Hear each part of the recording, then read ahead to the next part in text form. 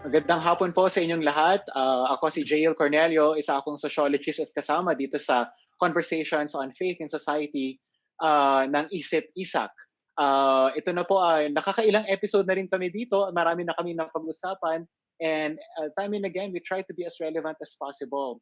Sisimulan natin ang ating conversation ngayon sa pamamagitan ng isang pag-welcome muna kay Ate Melba. And then after that, magkakaroon tayo ng isang biblical reflection. Tapos papasok, isasama na natin ang ating guest speaker sa hapon na ito. Ate Melba.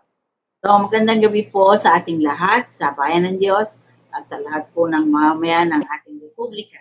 Ngayon po ay tatalakayin natin yung issue ng tinatawag na rise of authoritarianism. Ang aking pong pangunahing guest ngayon ay si Professor David. Kilala po nito siya na sociologist at isang columnist sa Inquirer.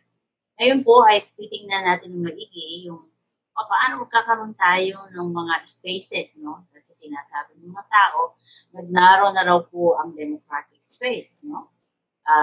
So, sa gabi ito, sana po matulong-tulong tayo. Tingnan natin kung merong mga spaces, may mga margins na hindi natin nakikita. So that we can invent yung tinatawag na resistance na kailangan.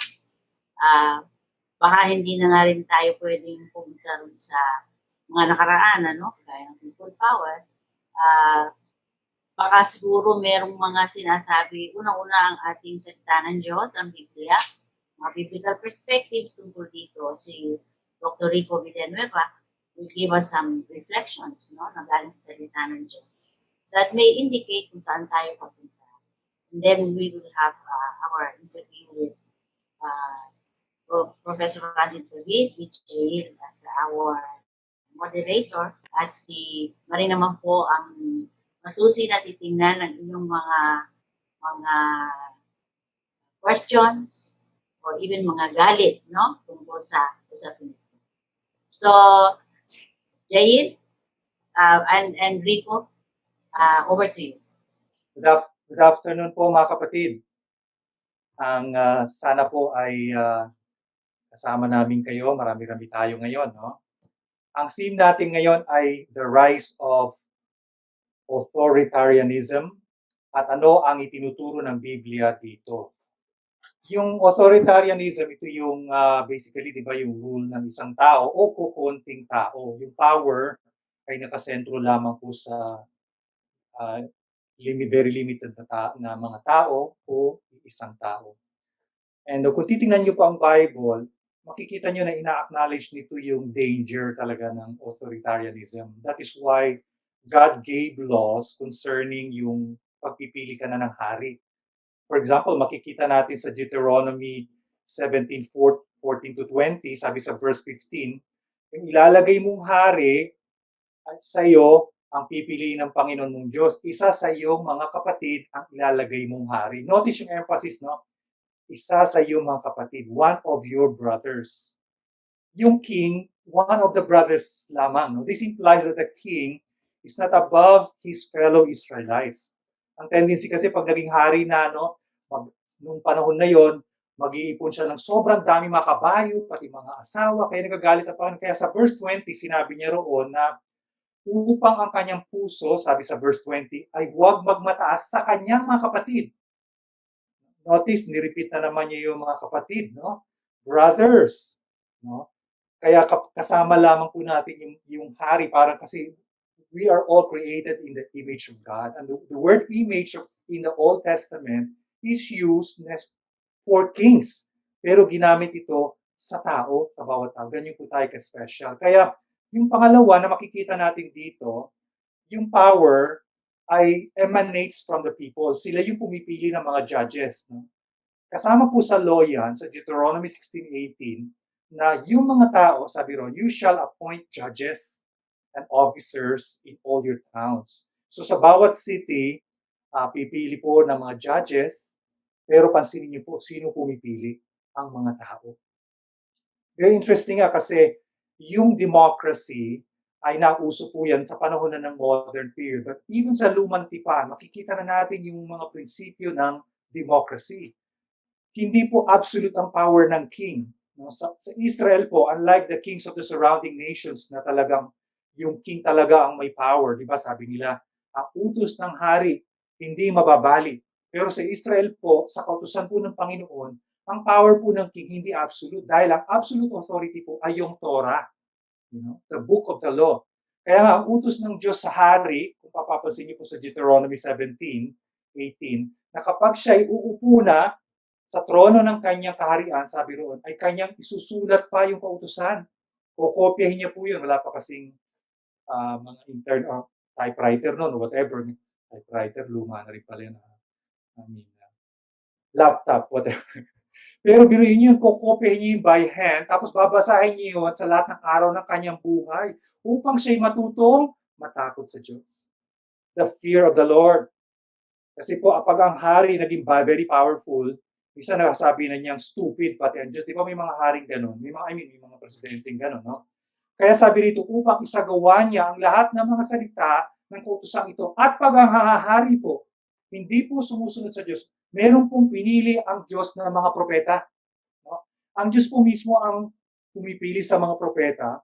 And one of the job descriptions of a prophet is to make sure that the king fulfills po yung righteous law, yung righteousness at saka justice sa kanyang pamumuno. Kaya makikita natin, si Nathan, ni-rebuke niya si David nung siya hindi nabubuhay na ayon sa kalooban ng Panginoon. At in the New Testament, makikita rin natin si John the Baptist. Diba?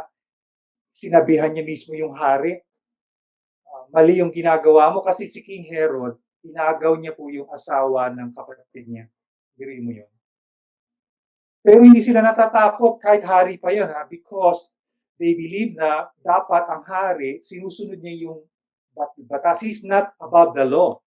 Kaya dito po sa verse na ito, makikita natin in summary na unang-una sa lahat, the king is not above everyone else. He is a brother. Kaya pipili kayo among the brothers. No? Tapos pangalawa, the power emanates from the people. And the Bible supports democratic rule. Kaya ang problema lang, pag yung mga tao, hindi nila ginagampanan yung role nila bilang mga Kristiyano. Kasi the Bible po natin yun. At bilang mga mamamayan, kasi we live in a democratic country, yun po nagkakaroon ng mga diktador. Hinahayaan kasi natin. Pangatlo, makikita rin natin dito that the king is under the Torah, yung law. No one is above the law. Yun ang pangatlo. Hindi tama po yun sabihin na the law is the law. Pero si General, ako na bahala doon. Kita niyo po yun. The king is under the law sa Old Testament at sa Bible at maging sa ating pong pangkasalukuyang constitution. Panghuli, the king is subject to the critics of the prophets. Yan. Yung pang-apat ko na point dito. And the church has a prophetic calling. Part of this is exposing the works of evil. Kahit na yung hari pa yan, huwag tayo matatakot sabihin kung ano ang totoo. Pagpalain po tayo ng Panginoon. Salamat po.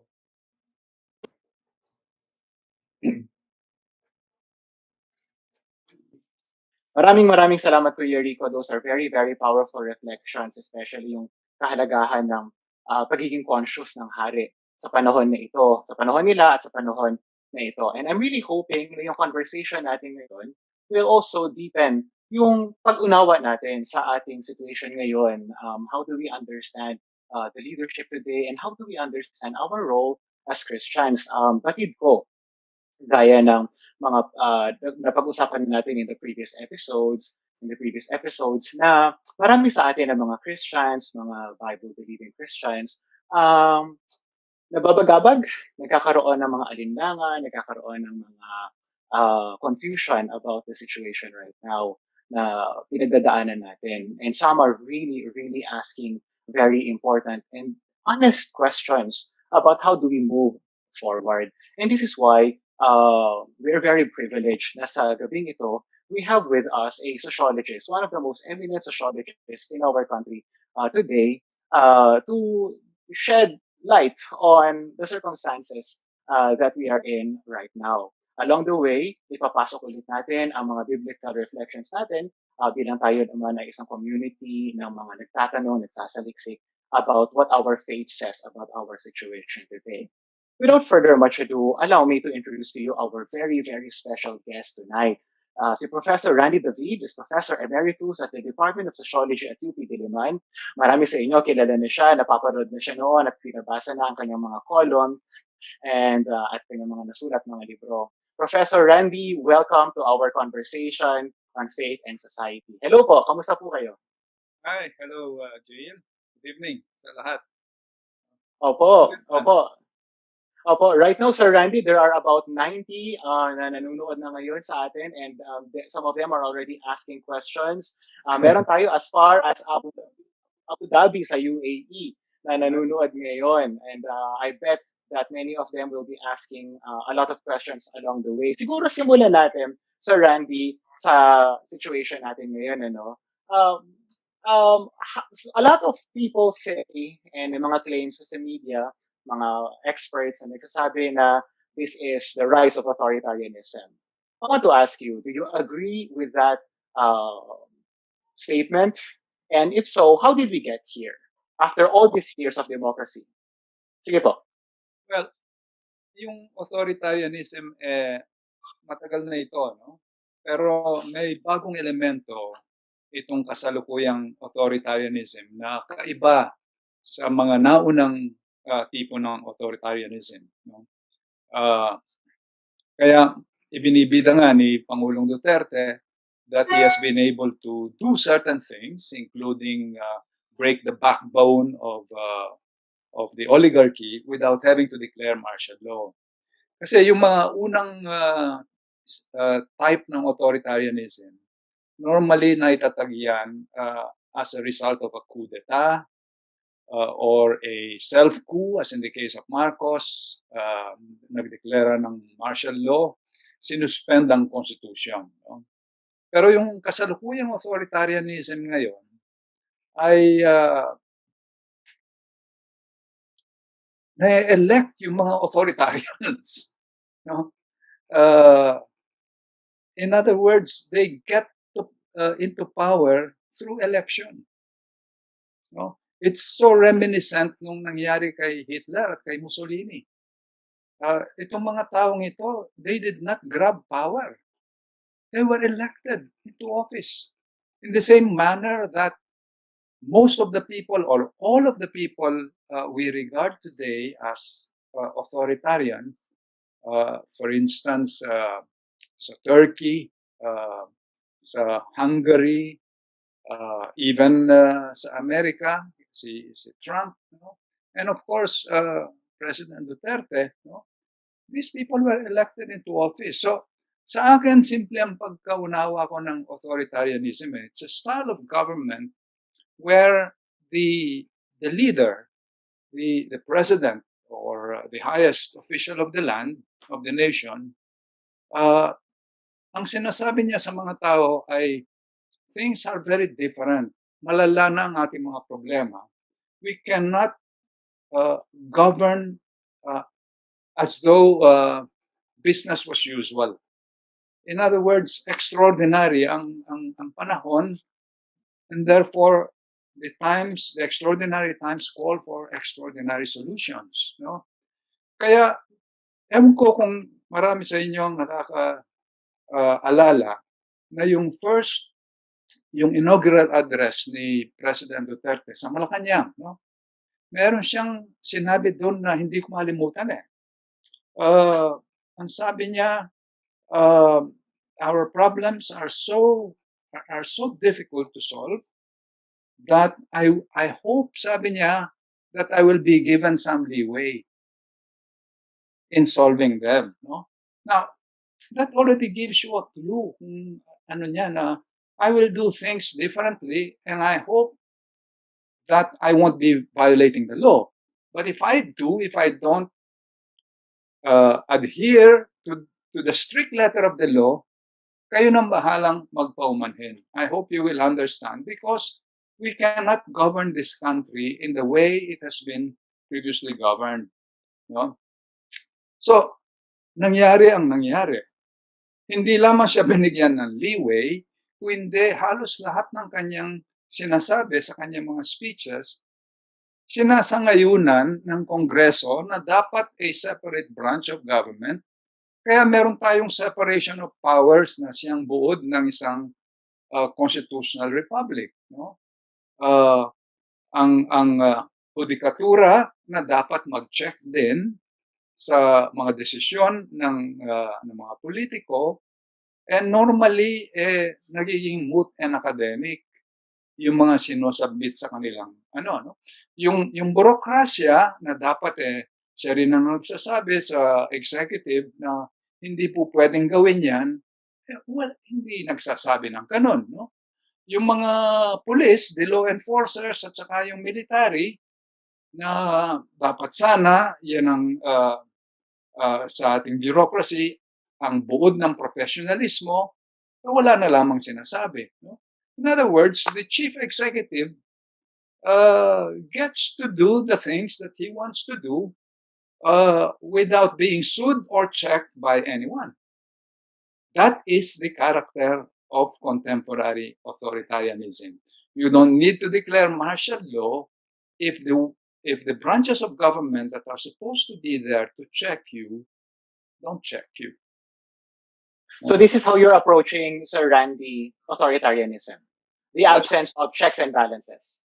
The absence of checks and balances, because ang buod nga ng ating is the separation of powers and the check and balances. No? Kapag nawala, that's to me is the essence of democracy. It's not the election. Right. It is the power of the state is not lodged in one office, but it's lodged in several offices. That's why you have three branches of government: executive, legislative, and judiciary. In fact, meron ng fourth estate, which is supposed to be the press.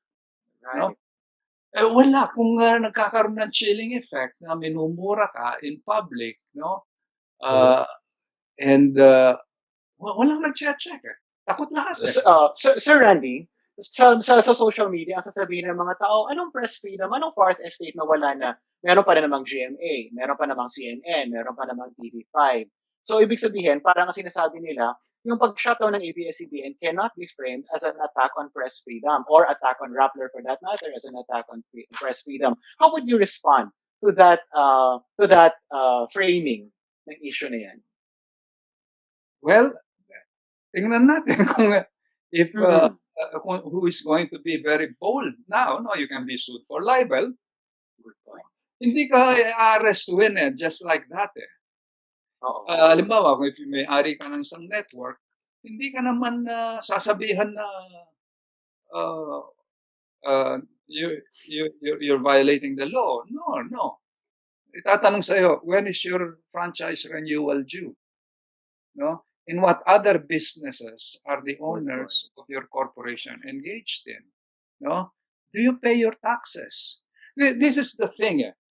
Normally, may tinatawag silang equal protection of the laws. No? Alam ng mga abogado ito Right. that you cannot be singled out for anything, for a violation. No? Dapat pantay-pantay ang trato ng mga mamamayan sa lipunan. No? Pero sa ngayon, it's almost normal kung sino man ang in-identify ni Pangulong Duterte, no? Aandar na ang BIR, ahalungkatin na kung nagbabayad man ng tamang taxes ito, yung bang mga lisensya nila are in order, are their land titles in order, and so on and so forth, no? And in the kind of society we live in, sooner or later, meron kang vulnerabilities na pwedeng umpatin no? And if the institutions of government and agencies of government are weaponized, that's Right. the term, no? Yes. Against you, you are singled out, no? Parang it seems all right. Actually, that's not all right, no? Because meron ng equal protection clause na sinasabi. Na meron kang, kung hindi ginagawa sa ibang tao, bakit gagawin sa iyo yan? No? Lahat naman tayo merong pagkukulang no? Halimbawa, sinabihan yung ABS-CBN, no? Bakit yung ibang earnings ninyo, ibinabayad ninyo yung tax dun sa mababa, sa Hungary? Sapagkat yung earnings nilang yon ay kinita nila sa ibang bansa. No? Yes. Meron silang the Filipino Channel. No? Siyempre, kung kinita mo yung ano mo, bakit mo i-declare dito? Hindi mo naman kinita dito sa bansang ito, kundi sa ibang bansa. No? So, merong ibang subsidiary, yung korporasyon, na siyang umahawak dun sa mga overseas, ano nila, no? Sabi Sir nila, Randy? yeah, tax avoidance daw yon, no? Yes. Well, Sir Randy? yeah. Sir Randy, ang ganda ng point nyo, no, about the weaponization of the law against the enemies of the state, essentially, you know? Isa sa mga pag-aaral isa sa mga findings ng mga nag-aaral ng populism and authoritarianism around the world is the weaponization of the law. Kumbaga parang meron ka pa ring veneer that you are following the law when in fact you are actually using the law to attack people. And is this new sa Pilipinas? Sa Pilipinas, well, the law has always been, politicians have always tried to weaponize the law. That's what I thought. Okay. In the name of certain private interests. No? But it is not regarded as proper. In other words, kung hindi ka man i-charge sa korte, they will say it's not ethical. It's statesmen do not do that. No, you cannot use the law in order to push your own private interests or your private thirst for vendetta, your personal thirst for vendetta. Halimbawa, no? It may be in accord with the law, but you don't do that in a decent society. Yes. No? I'm sure you're a sociologist. You know what I'm saying, no? We have laws in any society, but there are also unwritten laws governing the enforcement of the laws. We don't do it literally. Good point. So Randy, ang ganda ng mga input ng ating mga audience, no? Sabi ni Teacher Net, the other branches of government fail to perform their responsibilities to check the executive. Yun yung sinasabi nyo. Sabi naman ni Violeta Belmundo, the executive, legislative, and judicial functions in the church is vested to the bishop of a certain diocese, whereas the government has legislative to make the law, the executive to implement it, and to interpret the law, or to interpret the law is the duty of the judiciary. So they're aware of the checks and balances. Sabi naman ni Anastasio Gabriel, meron tayong freedom of the press and problema, karamihan daw ng media practitioners, journalist institution, ay nanahimik na at di naging critical sa mga abuse of power ng government. The fourth estate has been crippled. Si Marie daw ay may question. Marie, may tanong ka ba? Oo, tama yung basa mo, Kuya Jail, no? Yun yung pulso ng mga kasama natin ngayon na Sir Randy, na nakikita nila yung sinasabi po ninyo na separation ng power, lalo na sa executive at sa judiciary, ay hindi na susunod. So ito yung tanong, at siguro maganda na kwentuhan nyo din kami kasi alam naman namin na bago tayo dumating dito, meron tayo noon na pinagdaanan na kayo ay nasa forefront din, no? Yung unang laban natin para makamit muli yung demokrasya natin. So ang tanong po niya, kung may separation talaga ng power, paano tayo na dumating dito? At bakit may ganito tayong konsepto ngayon ng authoritarianism? So eto, wisdom to at may konting kwento siguro na inaasahan namin sa inyo, Sir Randy. Not necessarily, no? Ano tayong nakarating dito, no? Kung may separation of powers, bakit yung ibang mga powers parang isinuko na lamang nilang kusa ang kanilang kapangyarihan at prerogative to check the exercise of power and the abuses of power, no? Dito pumapasok yung tinatawag na populism na binanggit kanina ni Jail, no? Not all authoritarians are populists, and not all populists are authoritarians. No, I can name some populists in our politics. For example, Erap was populist, but he was not an authoritarian. Authoritarian. No? Tama. Uh, uh, Marcos was basically authoritarian because he governed through martial law. He had populist rhetoric, but he surrounded himself with technocrats. No? A populist is somebody who goes straight to the people and he tells them, look, you cannot trust other people in government except me. So he establishes a personal relationship between himself and the people by saying that lahat ng mga politiko, the institutions of government have failed you. Pero ako ang huling barahan ninyo. Mm. Populism, therefore, means that the leader tries to draw his mandate directly from the people, and because he's saying that the politics of representation has failed. Government has failed. No? Hindi ba sinasabi madalas ni President Duterte sa mga OFW, kapag corrupt ang mga gobyerno sabi niya, pag hinihingan kayo ng pera, sampalin ninyo. No? O sa ito, isumbong sa akin. No? That's populism. So he establishes a direct personal connection between himself and the people. Now, Correct.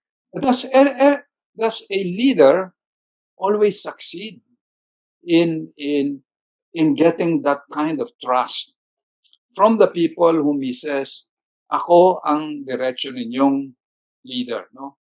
Well, not always, no? Pero may background ito yung sinasabi nga kanina ni Marie, no? Ano tayong napunta rito? Well, 1986, nung mangyari yung EDSA Revolution, I was a participant there. I think you're also young, except Melba, no?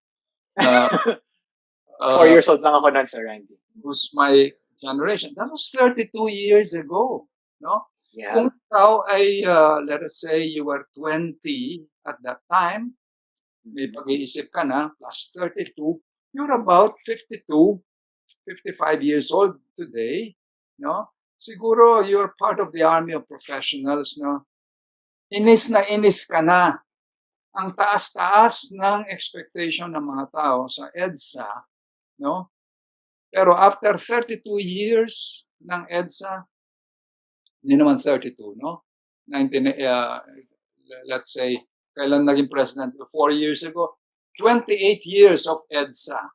Parang ganun pa rin ang katayuan ng nakararaming maralita dito sa ating bansa. Totoo naman yun In other words, very high yung expectations. Tayo ang pinakabida sa buong daigdig, no? Because we defended democracy, we recovered democracy for ourselves, and we told the world, this is how you recuperate democracy peacefully.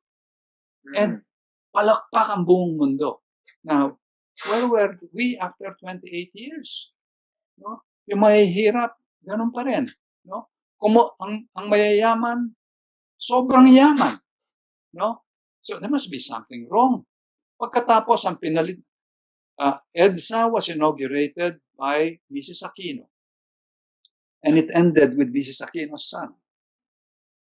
Noy. No? In a very ironic manner.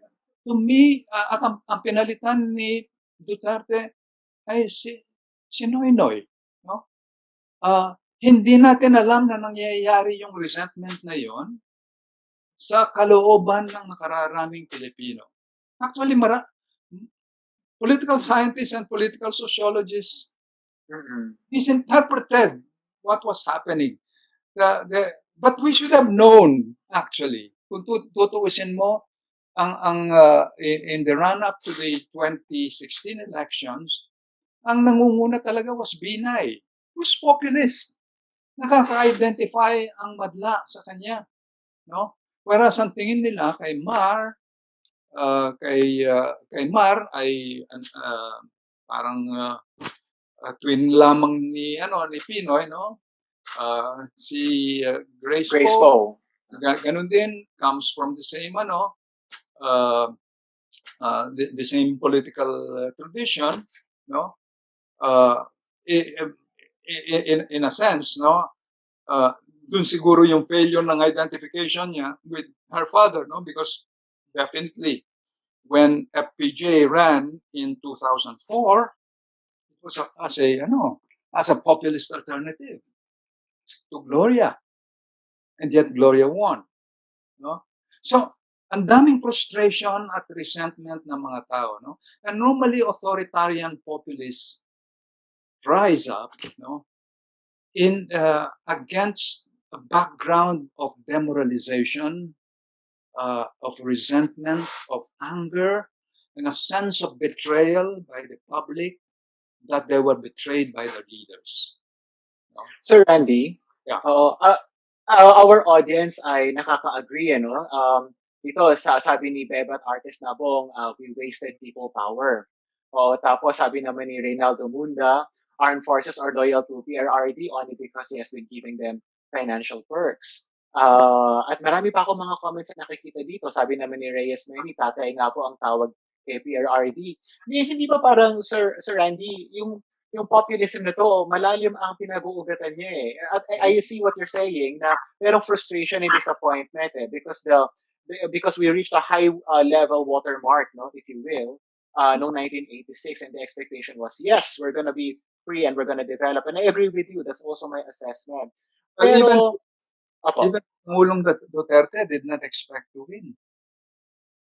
Because he was not fully aware of the existence of that resentment ng public. Why do I say that? Sapagkat matagal siyang naghahanap ng oo nga, masasakyan niya. Nag-umpisa nga sa federalism eh, hindi kumagat eh. Hindi kumagat. Federalism, no? Tapos corruption, the marginalization of Mindanao, walang kumakagat, no? Actually, na-discover na lamang niya na the more crude he was, the more he blasphemed against the establishment, no? The more he took on the powers that be traditionally in this country, which means the church, the United States of America, the oligarchy, the landed oligarchy, the political establishment in Luzon, the rich, lalong pumapalakpak ang mga tao. Nakita yan dun sa YouTube. Totoo. It wasn't just with the stage, no? You can still retrieve pag nagkakampanya siya sa probinsya, no? Nakikinig ang mga tao. Hindi maintindihan ni Duterte kung ano ang pinapalakpakan ng mga tao. Kung kailan siya nagmumura, kung kailan niya binabastos, yung sa tingin niya ay nag-oppress sa mga tao, doon pumapalakpak ang mga tao. No? In other words, nagkaroon ng identification between the masses. That's right. So merong emotional attachment or affinity. It is, no. That is the whole secret now. No? Ang problema is that karamihan sa mga pinapatay sa drug war galing din sa hanay na maralita. Okay? Kinampihan ang China against our own national interest. And this country has always been, you scratch the surface of our skin, many Filipinos are anti-Chinese. They're racist in that sense. No? And yet, Yes. parang kinalimutan ng nakararaming Pilipino yung kanilang pagka-anti-Chinese, kanilang pro-American, no? Pati na yung kanilang pagka-anti-communist noong umpisa, no? Kinalimutan nila. Yung pagkamatay ng kanilang mga kamag-anak, nalimutan. No? In other words, the Filipinos who are just so enamored with a savior, a redeemer, no? They tend to have a high tolerance for inconsistency in their beliefs. No? Sila lang natatamaan, and yet tuloy pa rin ang palakpak. That's the only explanation I have for the continuing high rating of President Duterte. No? Naniwala ang mga tao na siyang huling baraha ng bansa. No? And so, no, ayaw nila, gusto nila hinahangad pa rin nila ang kanyang tagumpay. Totoo. So Randy, yan yung tanong ng ating mga audience ngayon, and maybe we'll shift gears now, ano? Yeah. So parang what do we do moving forward? Ang tanong ni Ched Arzadon, if these trends persist, ano po kaya ang tingin nyo ang maaari pang mangyari sa susunod pang 2 taon under the Duterte government? That's one. Tapos tanong naman ni Ernest Colio, who is in Laguna, Los Baños, sabi niya, how do we gather a group of genuine publics, no, adherent to civility and criticality in this time of authoritarianism? I think people are asking, Sir Randy, what do we do? Anong pwede natin gawin? Good question. You asked, what do we do? Question is, who are we? Sino ang we? Dun sa what do we do? Okay. Remember, all of Europe, the social base of fascism in Europe was the middle class. It wasn't the massa. No? Yung binanggit kong resentment, bitterness, anger, sense of betrayal, masa yon. No? Pero yung humihingi ng political will, yung humihingi ng strongman disciplinarian para turuan ng leksyon ng nakararaming Pilipino na napasaway, galing yan sa hanay ng middle class at mayayaman. Kaya yung social class support ni President Duterte cuts across all social classes. A, B, C, D, E. That's true. That's true. Hindi katulad kay Erap Hindi katulad kay Erap. Pero iba-iba ang dahilan. Ang nangingibabaw na dahilan dun sa mga middle class, katulad natin, ay for the first time, meron tayong presidenteng may political will. For the first time, meron tayong presidenteng he doesn't care kung sino ang tamaan niya, no? And he doesn't want to be loved, he just wants to be feared, no? Because this is what the majority of our people need. They need to be disciplined, no? They need to be taught a lesson. This is the only way we can progress. No? Okay, kaya tinatanong kanina, if we are expecting some people to start protesting, criticizing them, you have to ask, sino? My answer to that question, no, is that from my own experience, looking at political transitions in our country from the 1970s to the present, no, is that most Filipinos would rather not, hindi sila maghahanap ng anything that will injure them. Okay? Ang ibig kong sabihin, hindi sila mangangahas. No? They have so much to lose. Ang tingin ko, no? Ang mga negosyante, tingnan mo, negosyante, no? Namatay na si Ninoy Aquino, 1983. Noon lamang unti-unting nagising ang mga negosyante. Pero merong isang negosyante from the business community, kaisa-isa, who wrote a letter to the Asian Wall Street Journal and then the New York Times. At yung kanyang courage became an example for his peers in the business community. Who was this person? Jaime Ongpin. Right. Merong isang naging nangahas. No? And he said the things that his own peers and colleagues in the business could not say, but wanted to say. No? Is that what you're asking people to do now? To Yes. be brave? They have to be brave. Those who can afford to be brave. No? Brave enough to make others commit themselves not by words but by deeds. What do I mean by that? No? Please. Words are so easy. Sige, sabi na, okay, sasama ako, etc. But deeds, from my own experience, no? Pag sumama ka, a simple presence in one demonstration commits you.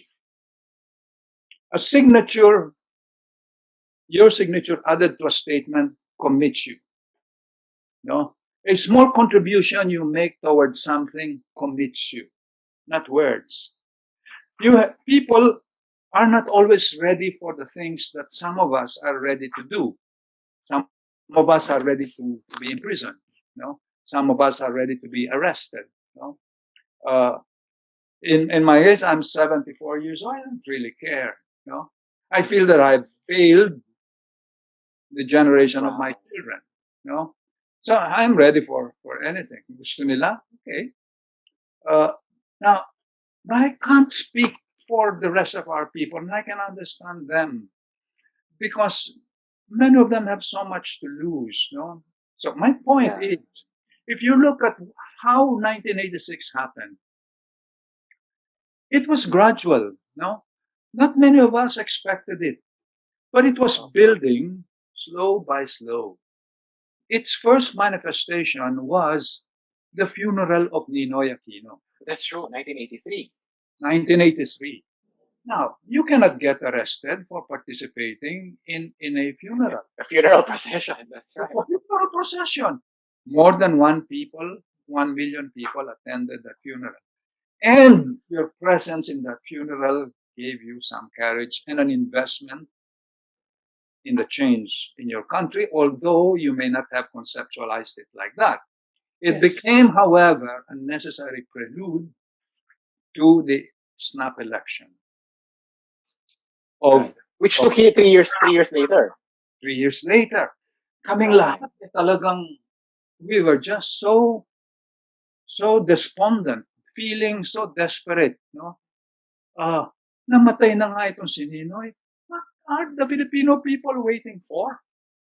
No? Because it took 2 years and a quarter for the people power revolution to happen, no? And it did not happen just like that.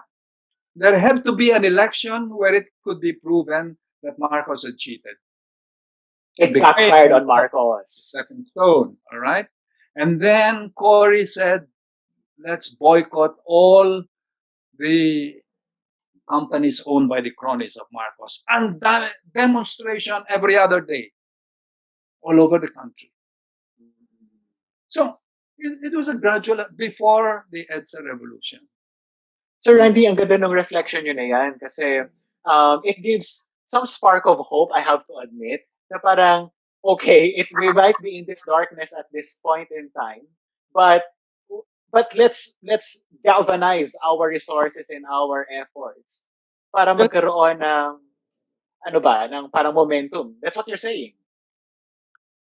Yeah, you cannot always plan it. You cannot plan it. No, you cannot second guess what people are prepared to do. You can never do that. I'll give you a personal example. Sige po. When Marcos, and then we'll turn to Sir. When Marcos said on American television, okay, sabi niya, my people want me. You want to put that to a test? Sabi niya kay Ted Koppel, I'll call a snap election in February 1986. Are you serious, Mr. President? Sabi ni Ted Koppel. Of course. Let's have a free and fair election. You send observers and so on and so forth. We had a debate in Ateneo, I remember. I was with a group that says no to participation in elections. Let's boycott these elections. Because they are demonstration elections. Wala tayong makukuha dyan. Gagamitin lang ni Marcos yan in order to legitimize his further rule. There was another group of people that said, let us participate. Not because we have any illusion, no, that this is going to be an honest and fair election, but because it should be an opportunity for our people to demonstrate where their heart is. It is safe. What my point is, and yet, kaya ang mga tao ang gumawa ng sarili ng mga placards for Cory in the snap election. And yet everybody knew that Cory was going to be cheated. No? But it wasn't a reason to boycott the elections. The people needed the elections in order to invest themselves in a process, that was political.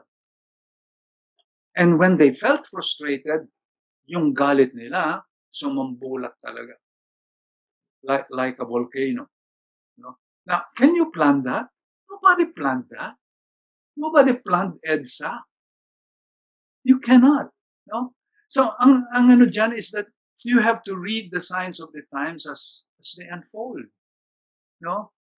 You cannot conjure a revolution or an uprising or any, but you have to listen to the people where they are at, what they are ready for at any given point in time.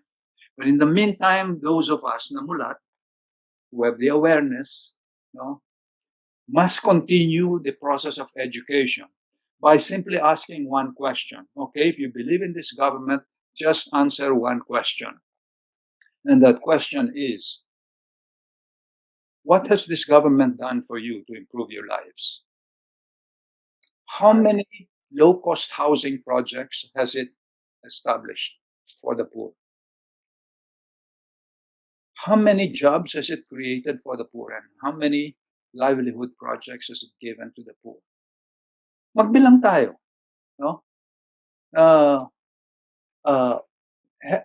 In what way has this government improved the level of basic education, the standards? In what way has this government provided enough jobs so that the 9 million or 10 million of our people who are working and slaving abroad can be brought home to their families? Concrete questions. Kayong mga naniniwala sa gobyerno, we ni President Duterte, we don't fault you for your belief. You have every right to them. But if you are a citizen of this republic, you have to continue asking, what has this government done for you? No, let's see the way in which this government has handled this pandemic. No? So Randy, those are very honest questions and very sharp questions. I have to bring in now si Kuya Rico to offer us some biblical reflections. We're aware na marami po, Kuya Rico, before you step in, maraming reflections ako nakikita dito sa Facebook natin. Pasensya na po if you realize na we have so many questions na I'm trying to include and be as engaging many people as possible. And we wanted to cover as many themes as possible. Towards the end of our episode, gusto natin magpasok ng mga faith reflections because many of our viewers belong to faith communities. Babalikan ka namin in a bit, Sir Randy. Kuya Rico, what do you think of what Professor David has explained to us just now? And Marie, please feel free to step in as well. Kuya Rico?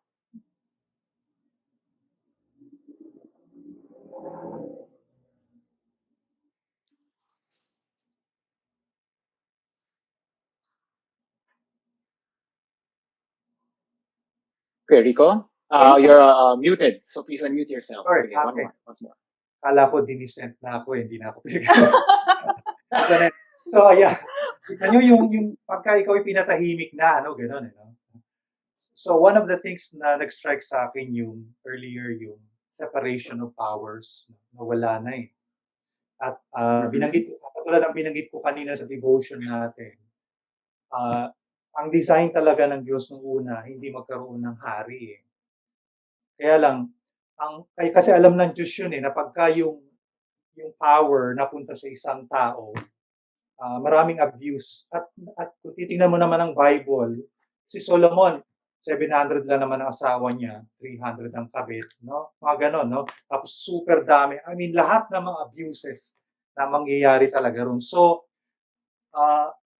pero ang problema, ang mga tao nagpumilit at pinagbigyan ng Diyos. Kaya makikita mo doon, by giving in to the people's request, makikita mo na ang Diyos hindi diktador, I mean, God could have said no. Pero may boses kasi yung tao eh. We have a democratic God eh. Kaya ayaw ng Diyos ng mga diktador. Ayaw ng Diyos yung kasi, kung pag-aaralan mo rin mismo ang nature mismo ng God, the highest authority, He actually allows Himself to be questioned. In fact, si Moses, di ba, doon sa Exodus 32, nung sabi ng Diyos, tumabi ka nga Moses, Bakit po? Papatayin ko na yung mga Israelites because gumawa sila ng idolatry. Anong sabi ni Moses? Lord, why? Why destroy your people? Dalawang beses siya nagtanong ng why. And then, I mean, kung siguro kung diktador ang Diyos, pinatalsik na niya si Moses, no? Tumabi ka. Pero ang sabi ng Panginoon doon, sabi ni Moses, what will the Egyptians say? Na pinalabas mo na sila sa Egypt, tapos papatay mo na sila rito sa desert. I mean, nakipag-argue pa siya sa Diyos. And not only that, he said, Lord, remember yung mga covenant mo kay Abraham. And then sa tulo, sabi niya, relent, O Lord, which in Hebrew, Nacham, which can also be translated as change your mind. And then the text says, kung gusto mo basahin sa Exodus 32, God relented. Nacham, God changed his mind as it were. I mean, who is this God? Na nakikinig sa kanyang nilalang. Na pagka tumayo ka sa harap niya, may boses ka. I find that very empowering as somebody na, of course, ang tagal nating naalipin di ba? Kaya humina siguro yung pananaw sa sarili. Pero sa harapan ng Diyos, may boses ka. Hindi katulad po sa harapan ng Presidente Duterte. I remember si Hazel, yung nagkaroon ng bagyo noon. Tapos may isang babae, si Hazel, no? Nalimutan ko niya, apelyido niya. Pero kinorek niya si Presidente. Kasi sabi ni President, dahil nga yung kaya nagkaroon daw ng flood, dahil daw sa bagyo, gano'n. Sabi niya, hindi, dahil may illegal logging. Sabi niya, kinorek niya po. Hindi ko na po alam kung nasaan na po si Hazel.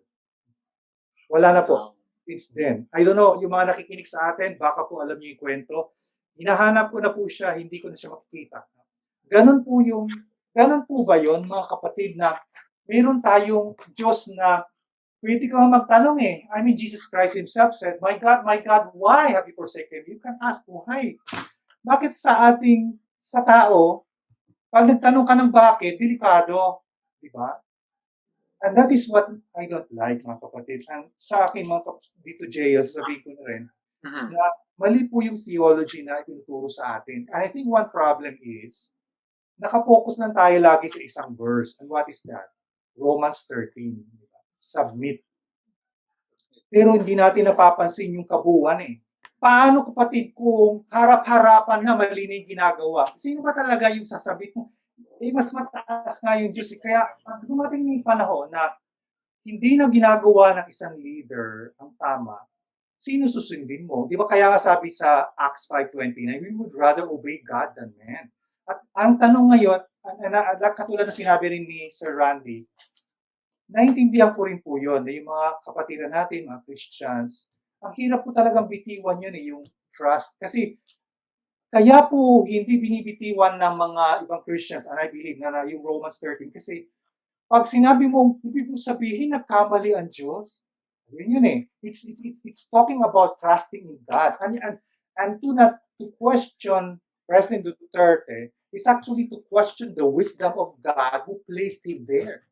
Kaya I remember yung article po ninyo, Sir Randy, na actually yung trust ang parang way to parang yan yung needs mo to live, di ba? Parang to survive So, parang daming natin problema, tapos sabihin mo, the world is shaking, yung foundations. I want to tell you, mga kapatid, yes, because sa Bible po, when there is injustice, the foundation of the earth is shaken because the throne of God is what? Founded on righteousness and justice. Kaya nga mga prophets, pagka may injustice, sumisigaw sila ng violence. How long, O Lord? Ang nakikita ko ang problema ngayon, ng mga Christians, tahimik.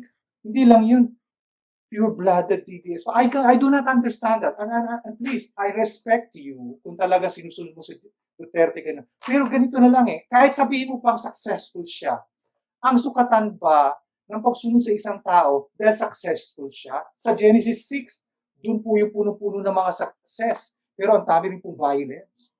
Sa bilang mga Christian, ang pangunahin dapat natin yung kung ano yung tama. Kung ano yung sabi nila, o ganito, ganyan, o kung inconvenient. So yun siguro mga masasabi ko, yung laman ng loob ko ngayon. Salamat, Kuya Rico. We are really passionate about this too. At Alam mo Kuya Jail, ang ganda nung sinabi ni Sir Randy 'no, babalikan ko 'yun. Sabi niya, hindi na mauulit yung nangyari noon. Kaya kailangan nating basahin yung panahon ngayon. At siguro isang malaking iniwan niya sa'tin yung pagiging matapang. Hamon 'yan ni Professor Randy sa atin. To be brave because words are cheap, dapat brave in deeds. Kuya Jail, we are now nearing towards the end of our time kasama Oo ang ating nga. mga viewers. Pero hindi sila nawala ng interes, 215. And alam niyo po, Prof. Randy, we have viewers from Melbourne, from California, from UAE. So hello sa inyo dyan. Kuya Jahil, for our last words, pasalamat tayo kay Sir Randy. Totoo. Sige, but before that, pwede ko bang Yes. sabihin lang na marami nakaka-appreciate ng conversation natin ngayon.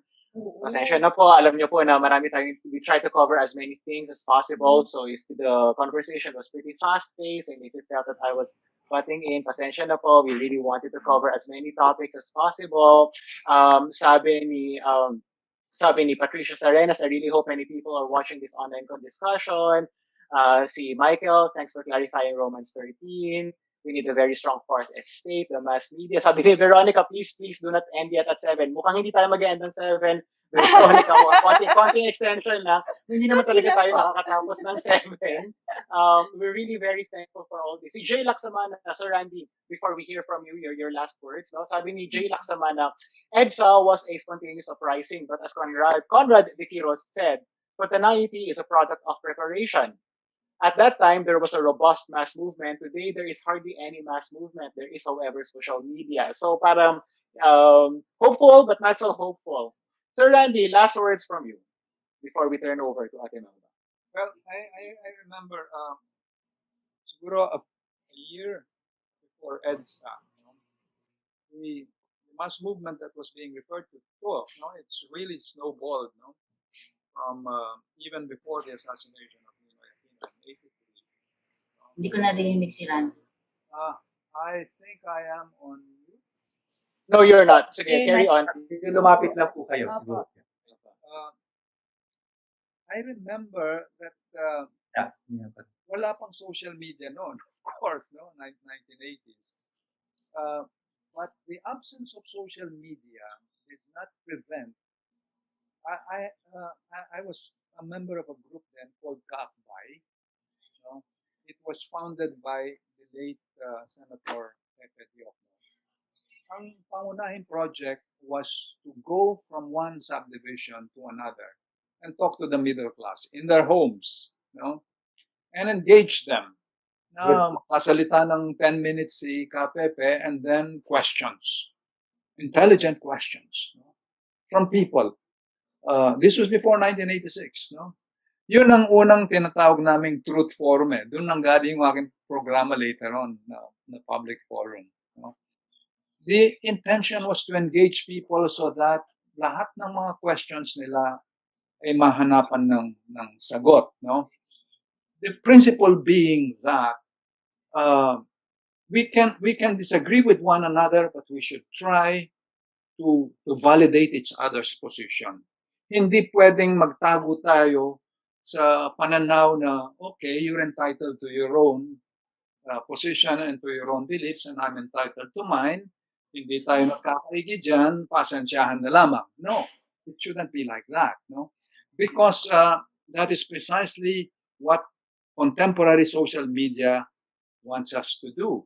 We retreat into our own respective echo chambers. Ang binabasa natin, pinapakinggan natin ay yung mga memes that only agree with our own position. Ayaw na ina-unfriend natin yung mga who don't think like us, Kasi nagkakainisan na, I think that we should start within our own families, within our own neighborhoods, within our own friendship groups, and try to check each other's ideas and opinions, rather than retreat in alternative facts na tinatawag, Ang tawag dyan sa philosophy is relativization of positions, Na para bang that's your truth, this is my truth, let's forgive one another and let's just remain friends. It shouldn't be like that. Because we're talking about our country. We have only one country. Let us put our minds together and see who's telling the truth.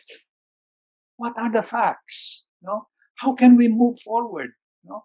There has to be a discussion like what we're having today. I hope that those who are listening are not the only one, are not only those who are already convinced.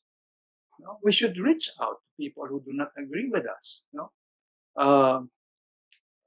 And try to persuade each other, starting with our own members of the family, starting with our own classmates and neighbors. No? Because we cannot seek refuge in mutual toleration and relativization of truth. No? We have to validate each other's view of the world, without necessarily thinking that I can impose my truth on you. But we must debate and let us recognize only one force. That is the force of better reason, not the force of violence. The force of better reason. And you can only do that through argument, discussion, and engagement with one another. That is, to me, the beginning of change. The force of better reason, believing in public sphere, believing in solidarity, spoken like a true sociologist that you are, Professor Randy. Sobrang maraming salamat, Sir Randy, for joining us. Really, what a blessing to have you here. Opo, Sir Randy, as we end this, we're going to listen to Ate Melba now, who's going to integrate all the lessons that we learned tonight from the biblical reflection ni Kuya Rico sa mga pinag-usapan natin just now at saka dun sa mga insights ulit na lumabas sa ating mga audience. Ate Melba, please. Salamat kay Professor Randy sa kanyang mga very insightful na mga comments, no, tungkol sa paksa natin ngayon. Siguro, I was very struck dun sa sinabi ni Randy about yung social base ng mga fascists dun sa Europe. Actually, mga middle class. Si mga Haas, sa storya, lagi niya sinasabi na we need to change siguro yung ating paradigm. Na isama yung significance ng middle forces na nakita natin sa EDSA. No? So, halimbawa, yung sinasabi ni Randy kanina, si Jaime Umpin, mula sa mga sanay ng mga businessmen. Baka kailangan, yung lalo na yung mga sinasabi na tayo ay mga believers, no? Mga Christians. Baka kailangan na magkaroon tayo ng mga game changers, no? Mga critical mass for transformation where we are, no? Ito yung mga professionals, yung mga millennials, ganyan. Halimbawa, marami tayong merong fellowship of Christians in government. Ngayon, gusto kong ma-challenge kayo. Anong ginagawa ninyo in your spheres of responsibility and competence? No, not just to follow the rules and become instrumentalities, no, ng mga instructions mula sa taas na hindi tama. In other words, sinasabi ni Randy na we have to learn to have the gumption, yung courage to stand up for what is right. That is what Christianity is about. Pero ilan sa atin yung nakikisama na lang dahil natatakot na mawalan ng trabaho. At ilan sa atin yung tumatayo. I think we need to, first of all, understand, sabi nga si Rico has reminded us, ang Pangulo, yung mga nakataas-taas ang official over us, do not have absolute authority over us. Ang una yung Diyos. Our primary allegiance is yung Diyos na nagsasabi what is right and what is wrong. Pangalawa, yung ating konstitusyon. I think we should realize na yung law, no, sabi ni Randy kanina, it has become something that has become a weapon, no, doon sa mga ayaw ni Mr. Duterte. Hindi rin na si single out tayo, PSCP and so on. Now, meron tayong konstitusyon na basihan ng lahat ng law. At yung konstitusyon na yan, sa totoo lang, underground. No? Siya yung systematizing na instrument for having tunay na order sa society. Ang society talagang magkakagulo, mas crumble kapag yung may mga pretensions yung presidente or whoever to go against the basic law. So, importante na i-uphold natin yun kapag ang mga sinasabi sa atin bilang members of the bureaucracy, members of the military, members of the police, no? Ng ating civil service, etc. Maraming Kristiyano dyan. Bakit hindi tayo tumayo? At merong biblical basis yan. As ako yung kagaya ni Randy, doon sa generation na naging Marxist yung beginning. Ako, totoo lang. Ako ay first year, second year, Marxist ang utak ko eh. Until, by some miraculous turn, ang Diyos has taken hold of me and made me realize some of the ideological paradigms na mali. Ano? And I began to question yung mga foundations noon. Now, ang isang increasing ko na conviction is ang mga Christians are not necessarily mga revolutionary. If what we mean by revolutionary is we tear things down, ano, so that we can build again. So, nakita natin yung hirap ng reconstruction at saka yung human destruction talaga na nakita natin sa China, nakita natin sa Bulag Archipelago, doon sa Russia, and all the other eastern countries, no? In other words, masyadong madugo yun, and I think hindi yun consistent sa who we are. But at the same time, ang scripture gives us some other paradigms. Number one, yung tayo ay salt and light. Yung tayo ay yeast, no? In other words, you don't know, very silent eh. Hindi mo alam kung paano pumapasok yan. O yung yeast. Paano pinatatayo yung flour, such a way it becomes bread, no? Yung salt and light. Maliit lang na posporo. It can, yung bring some light into the darkness. Hindi mo kailangan majority. In other words, kailangan mo lang ng isang creative minority. Yes, salt, light, no? You just need a pinch of salt. No? Hindi mo kailangan marami. Tinatawag ng mga sociologists na critical mass. Kailangan lang natin a few people in all of these areas of life becoming salt and light and yeast. And becoming game changers. In other words, tumatayo kapag mali. At willing to risk their necks to transform whatever needs to be changed doon sa kanilang areas of responsibility. Hindi yung tango lang ng tango. So, kung gusto natin talaga na tayo ay mga salt and light, tayo ay talagang yeast that penetrates, infiltrates. In other words, we are subversives. Hindi tayo so much revolutionaries as subversives.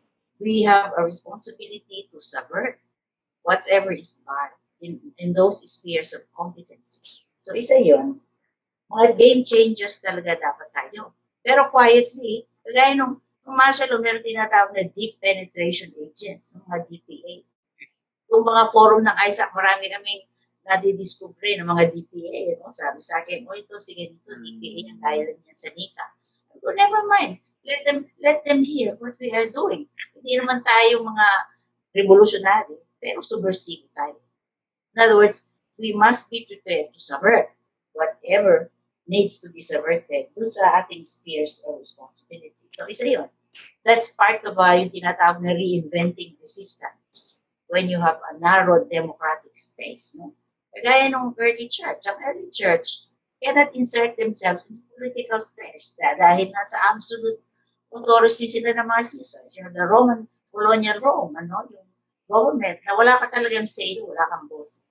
Pero very interesting yung sinasabi kanina ni Rico, na kahit ang Diyos, pinababayaan tayo magkaroon ng boses, mag-complain, no?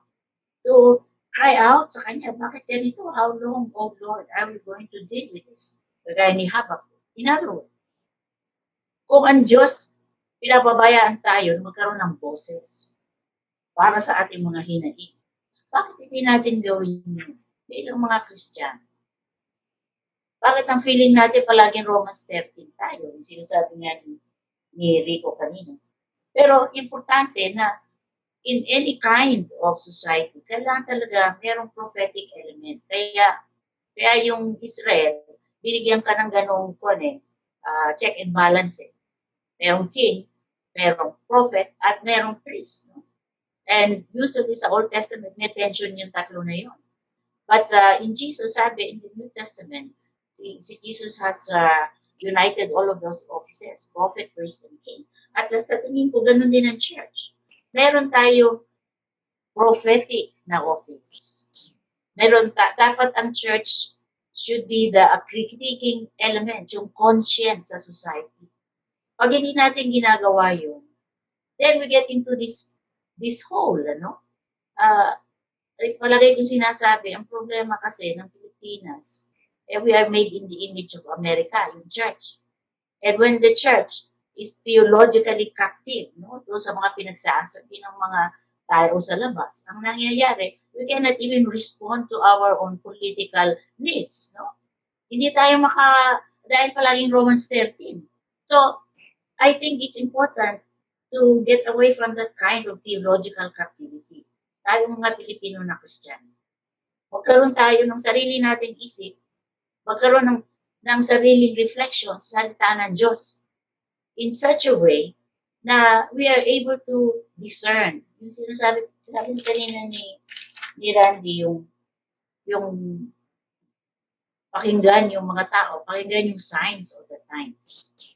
Alam po nyo, part siya ng prophetic office, yung pinakikinggan yung signs of the times. Signs. Diba sabi ni Jesus, dapat nababasa ninyo yung panahon. Kagaya ng mga men of ISACC, nasabi sila daw, sila yung able to discern the times and to tell Israel what needs to be. Now, there are certain giftedness sa church na merong ganitong capability. At kailangan lumitaw na tayo sa ganun.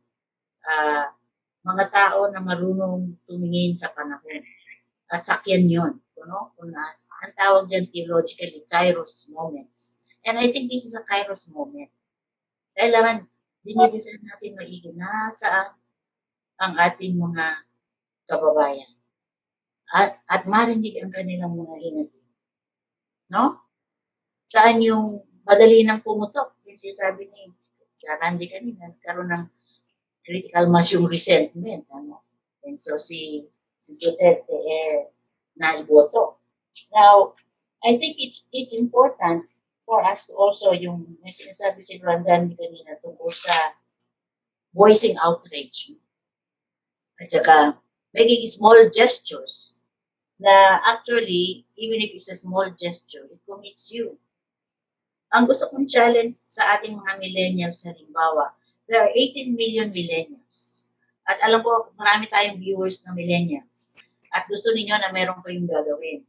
Sana naman, yung 18 million ninyo na ay makatranslate sa boto. Kasi ang nangyari noong nakalaang eleksyon, maraming mag-iingay ng mga millennials sa social media. Pero yung pala, hindi sila nakaregister. So, hindi nakaboto.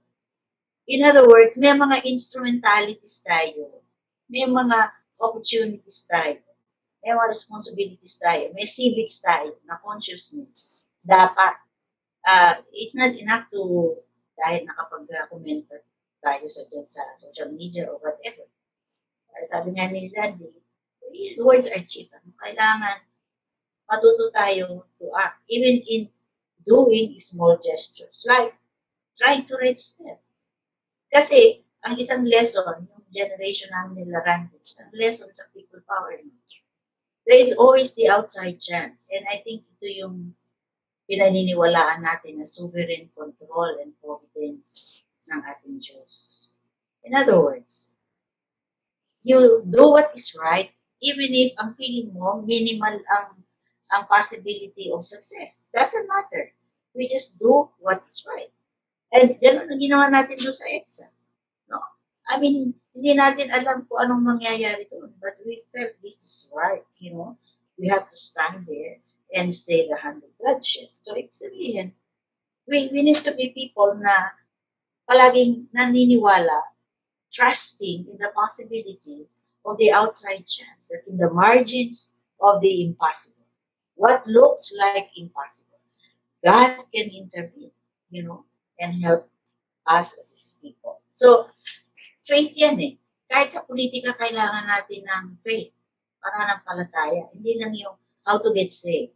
Importante yung how do we behave as people of faith for such a time as this. So, isang yan sa atin, isang challenge that has come from, and then siguro, dapat maisip din natin na yung panahon ngayon, sabi kanina sabi ni Randy, yung pinaalala niya sa atin yung sinabi ni Duterte, extraordinary times demand extraordinary solutions.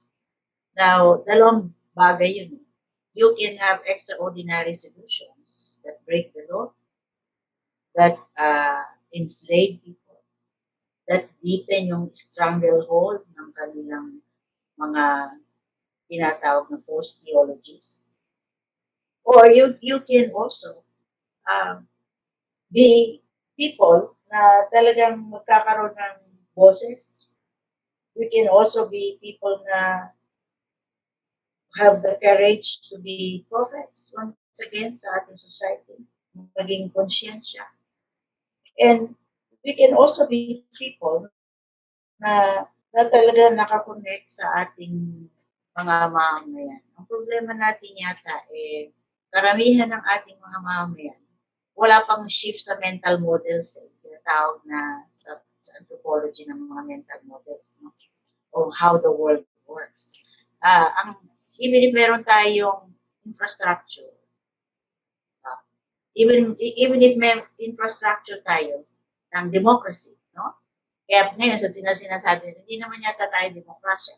Totoo naman din yun, kasi kahit na naglagay tayo ng infrastructure ng democracy, wala siyang mental set na kailangan para walang consciousness na tayo ay mga citizens. Tayo ay merong civic responsibility. Ang nangyari, karamihan sa atin, ang isip alipin sa gigilid pa rin. At sa totoo lang, nalos kakapit kung sino ang merong largest. O ikaw ay 70 congressmen. Takot yan na mawala ang kanilang mga court martial. In other words, kakapit at kakapit sa whoever has the levers of power. So, yan utak alipin yan Hindi yan utak ng isang citizen. At ganun din, kaya mahirap, kaya middle class, kaya mayaman. Sa totoo lang, we do not have yung mental set that we are citizens who can make those in power accountable. Ang tingin pa rin natin, tayo ay mga alipin sa gigilid at kakapit na lang tayo sa patalim dahil doon tayo magsusurvive. Hindi po ganun. Tayo po ay hindi mga alipin ng isang hari na naghahari-harian. Tayo po ay mga citizens. At siguro ang church na ang mauna to educate our people na hindi na tayo alipin. Although it is true na anthropologically, matagal na proseso yan. Ang Europe, halimbawa, it took them 5 centuries to move from yung mga fiefdoms, yung mga medieval fiefdoms, yung mga lords na ganyan, na absolute din ang authority, towards, yung mga tinatawag ngayon ng mga constitutional monarchies, gaya ng England, gaya ng ibang sa Europa. At nagkaroon, and of course, yung democracy sa America. In other words, merong historical evolution yan. And unfortunately, they were able to evolve democratic institutions as they went along 5 centuries. Tayo, marami mga decolonized countries, kagaya ng Pilipinas, we are being asked, naglagay tayo ng mga institusyon, checks and balance, mga ganyan. Pero sa totoo lang, ang mental set na kailangan, wala pa. Hindi pa tayo lumalabas doon sa tayo ay mga alipin. Nakakapit sa sino man ang may kapangyarihan. Yung ating mga overlords, lords of the manor, mga ganyan. Hindi pa tayo nagsishift, no, mentally sa ating consciousness. At yan ay trabaho ng simbahan. Sana ang simbahan, no, is able to what? To engage yung tinatawag na paradigms, tinatawag na worldviews. Kasi sinasabi sa Romans chapter 12, no, it is by transforming our minds. Sabi niya, be transformed by the renewal of your minds. In other words, transformation or change begins with the mind. It begins with our consciousness, yung mga worldviews natin of how the world works. So, yan, nasa doorstep yan ng simbahan. Wala pa tayong ganong kultura ng tinatawag na civic consciousness. Kaya kanina meron tanong na gano'n, na paano tayo kakaroon ng public na critical at gano'n. Well, kasi dapat ang church, yun ang major, kung ako tatanungin ninyo, ang major engagement ng church is yung transformation of the mind. Napaka-importante nun. We are transformed by the renewal of our mind. We move from being what? Slaves, no? Alipin sa gigilid, towards citizens who can make the powers accountable. So yun lang po sa tingin ko ang medyo take away natin. At salamat kay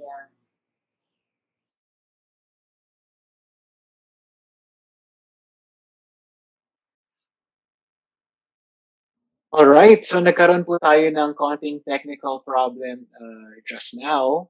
And a reminder naman ni Ate Melba is for us to rediscover our prophetic role and prophetic calling bilang mga people of God in our society today. Allow me to thank everyone for joining our very, very powerful conversation. Alam namin na marami, Sir Randy, you will be pleased to know na marami nagre-request ng part 2. So, depende po yan. Depende po yan kung sa availability ni Sir Randy. Isa pa pong reminder, mga closing reminders na lang po. Yung mga late tuners po, marami po sa inyo nakita namin na sumali na lang sa aming conversation towards the end. Yan po ay mapapanood nyo pong muli sa same link, and hopefully you can also share this live stream and like our ISACC page. Maraming salamat po sa inyong pagsama sa amin, and hopefully our conversation has inspired something really powerful and deep sa lahat sa atin. Maraming salamat po sa inyo, and God bless you.